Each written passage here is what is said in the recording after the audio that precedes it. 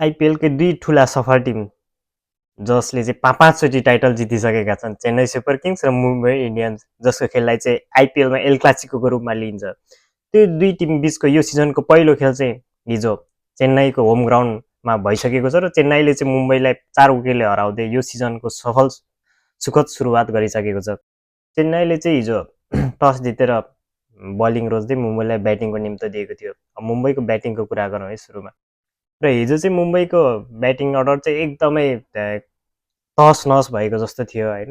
रोहित शर्मा मात्रै नभए अरू ब्याटरहरू पनि क्रिजमा टिक्न सकिरहेका थिएनन्। बिचमा तिलक वर्मा र सूर्यकुमार यादवले एउटा छोटो पार्टनरसिप खेलेका थिए, तर त्यो एकदमै छोटो साबित भयो र सायद त्यो विकेट नझरेको भए उनीहरूले एउटा त्यो पार्टनरसिपलाई अलि लामो समयसम्म टिक्न सकेको भए सायद मुम्बई इन्डियन्सले 175 180सम्म त्यो आँकडालाई पार गर्न सक्थ्यो होला।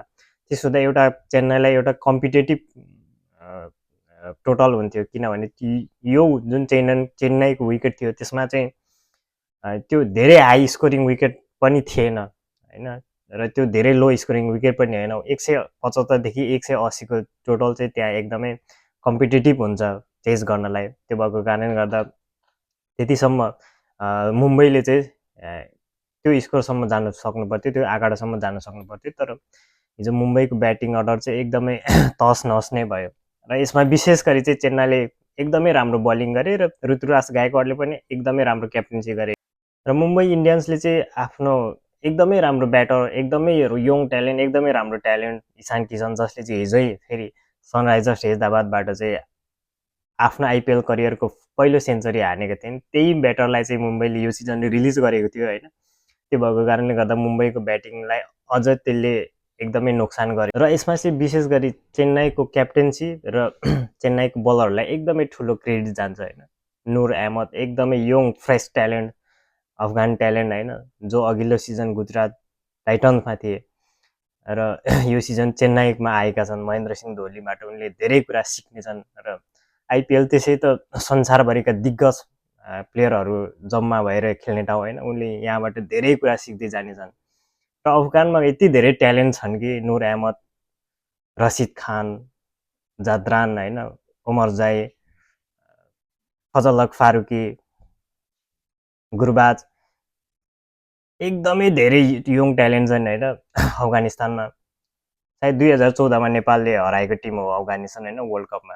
र अफगानिस्तानको क्रिकेट अहिले कहाँदेखि कहाँ पुगिसक्यो होइन। त्यहाँको प्लेयरहरू अहिले संसारभरि गएर संसारभरिका लिगमा डोमिनेट गर्ने गर्छन् होइन, हरेक खेलमा डोमिनेट गर्ने गर्छन् होइन। नेपाल अझै यही अवस्थामा छ होइन, हामी सिक्दै नै छौँ। त्यो एकदमै दुःख लाग्दो कुरा छ नेपालीहरूको लागि, नेपाली क्रिकेटहरूको लागि, क्रिकेट फ्यानहरूको लागि। उनले एकदमै हिजो राम्रो बलिङ गरे। सायद 4.somethingको इकोनोमीमा 3 विकेट लिएका थिए उनले होइन। त्यो भनेको एकदमै राम्रो 4.50को इकोनोमीमा 3 होइन 4 विकेट चट्काएका छन् होइन। र अर्को खलिल अहमदले पनि एकदमै राम्रो बलिङ गरे।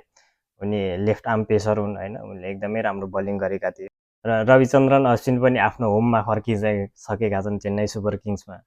त्यसले गर्दा चेन्नई सुपर किङ्सको एट्याकिङलाई एकदमै धेरै ठुलो फाइदा गर्नेछ। र ब्याटिङको कुरा गर्ने भने रचिन रविन्द्रले एकदमै इम्प्रेस पारे हिजो पनि होइन। उनी एकदमै यङ ट्यालेन्ट छन्।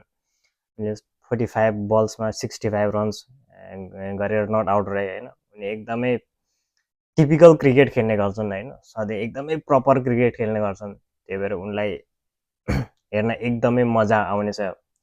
सो उनले एकदमै राम्रो नखेले र क्याप्टेन ऋतुराज गायकवाडले पनि आफ्नो क्याप्टेन्सी नखेले होइन, एकदमै राम्रो केमियो खेलेर गए। उनले 26 बलमा समथिङ 54 रन्सको 203को स्ट्राइक रेटमा एउटा राम्रो केमियो खेलेर गए।